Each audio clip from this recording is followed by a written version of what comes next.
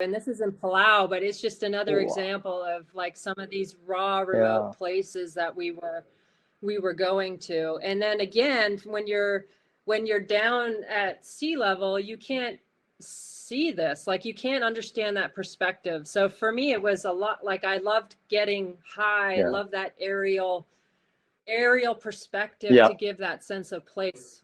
Um, Is that this I was again with always the trying to paragliding achieve. as you went up there? You went up with paraglide like No, equipment? yeah, this one was as well. Yeah. Wow. I know you have some amazing paragliding images as we'll get into. So I'd love to dive into that once we get to those ones of like how, what, your training, all those types of things, because it really is a different perspective, a different look, a different quality than like even a drone to this day. I mean, they have their places in the ways, but you just get a very different looking image, physically being up there yourself. Yeah, and then I also personally just love the adventure component Yeah. of it. So I liked like earning my shots. Yep. It was that much more rewarding for me. Yep. But then it just added that other element of adventure that that made it that much more fun Hmm. for me to take these pictures and challenging. Like can I pull this off? Or and then you're learning so much in Hmm. that process. Right. Right. So even if it fails, you're learning a ton every time. Hmm. Hmm. So that's Epic. important. Amazing. Wow. So this next photo, again, I put this in there because I ended up starting a business that did 5-year world kiteboarding expeditions, and so it would take us 5 years to circumnavigate. Oh my God. And again, I'm using this is from the mast as well. Okay. 16 to So 35 I again? really, this is 16 to 35 or the 24 to 70. Jeez. Beautiful. Those are like two of the main lenses I would have up there. Okay. Good to know. Um, yeah, because if I went way wide, if I went wider, it would tend to, well, it would make the kiteboarder smaller. Hmm. Um, and then sometimes, like, if you used a fisheye or something, it would warp it. Hmm. I did have the 14 millimeter rectilinear, but Hmm. I I just thought it just was like too wide. Okay. So for me, it was like trying to find that sweet spot. Yeah, probably bend the horizon a little bit too much with like the fisheye sometimes, huh? Yeah, yeah, yeah. It just would just a little bit too It- much just distortion. gorgeous though. Wow. Um, so I ended up. This is how like a lot of my photography began, because I was not only were we in locations that not a lot of people were getting access to, but I was also getting photos from angles that in places that not a lot of people had seen before. Right. So I think for me that was a good, like I had a little bit of a good advantage with that when I was trying to get my work published and Abs- stuff. Absolutely. It just made my images kind of unique and stuff Yeah. that the editors hadn't really seen much of, or if at all. So Absolutely. I mean, I think that's a good lesson for everyone listening and here. You can go to these locations that people have been before. Maybe you're not the first one shooting in these locations, but finding those visions, looks, and the composition or angles or just different look as you can do is what's going to set you apart. And that's what really, this is Jody's way of like creative and thinking and going further that pushed her into this, like, having this notoriety as well as like this fame of like through her imagery and being noticed because it's like it was something maybe people had seen in this way of kite surfing, but they've never seen it in this particular vision or this way. I mean, to me, my eye gets drawn to the outside, like how windy it is on that outside reef, to like the shades of the blue just going right over the sand. There's so much going on visually and how powerful it is. But you can shoot things in a similar way of what you've seen, but creating something so different, that's what makes it unique, and that's what separates it really. yeah, I mean, I always tell people, like, don't take the same images you Hmm. see on Instagram. Hmm. Like when you go to a place, like try to think of just different ways, like Absolutely. get really, try to get high, try to get Yeah. low. I mean, I'm crawling around on the ground all the time Right. to take pictures because I know it's an angle Right. that not a lot of people take photos from. Wow. Beautiful. It's gorgeous. So yeah, and then the other thing we ended up having a lot of professional athletes on board. We were really fortunate to have them, and that was a really great opportunity for me to really learn taking photos with athletes.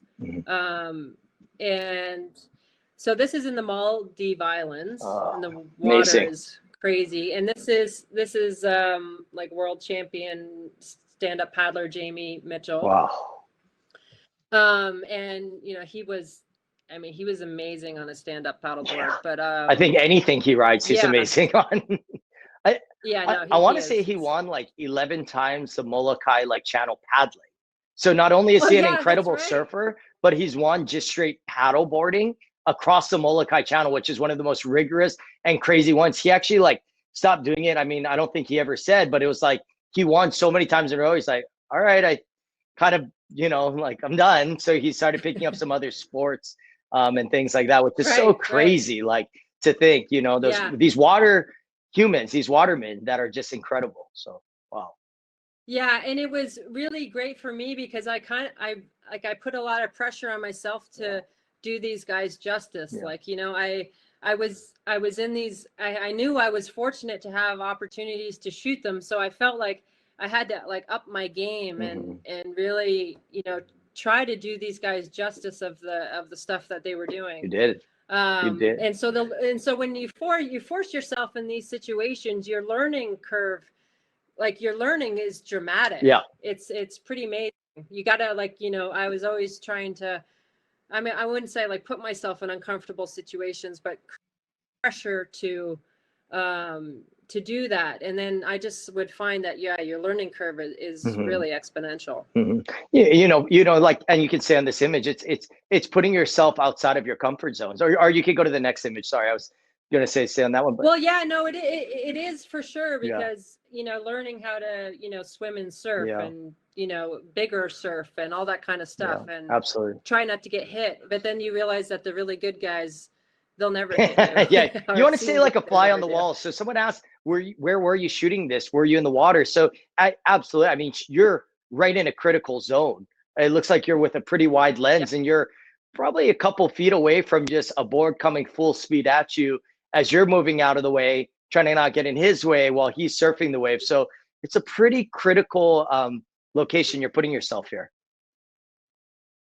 Yeah, I mean, I realized very quickly that Jamie was so good that I kind of had so much trust in him that he would never hit me. Like he could just maneuver around me so easily. So if I was in the way, I just like and he just went all around. You're like, you got it. He just went around me. Yeah. He could easily avoid me. So amazing. But yeah. And then that gives you more like courage to keep getting deeper and in more critical zones, you know? Yeah. Within the water, in the wave, just shot right below him. So it's a very close proximity and very tight area that you need to kind of be in order to capture an image like this. Yeah, and so this was shot with the fisheye 15 millimeter. Beautiful. Just in case anybody's absolutely asking. Wow. And so this is in French Polynesia in Huahine, and you can actually see our boat there down below. But yeah, so I just I kind of like this photo, not only because the colors are good, but it's just, again, telling that story or showing more of that story. Because when I take pictures in a paraglider, nobody's seeing the paraglider. So it's kind of nice to show exactly, what basically I'm doing, and then taking pictures. But again, like sense of place, and it just trying to like capture these amazing experiences, and then just again, like how incredible the planet is. I'm overwhelmed by that. Absolutely. All the time. Yeah. Wow. That's shallow. Yeah, it's shallow. And so I was, and look how pristine the coral is. So I was very careful, like not to touch Where any is of it. this So to like, see such beautiful coral? this is in the Marshall I've been to Islands. Marshalls. It's just incredible. I mean, so full of life, and that reef is just absolutely incredible. We don't have that, unfortunately, anymore here in Hawaii. Oh, I see somebody asking there, where the heck do you land from that last photo?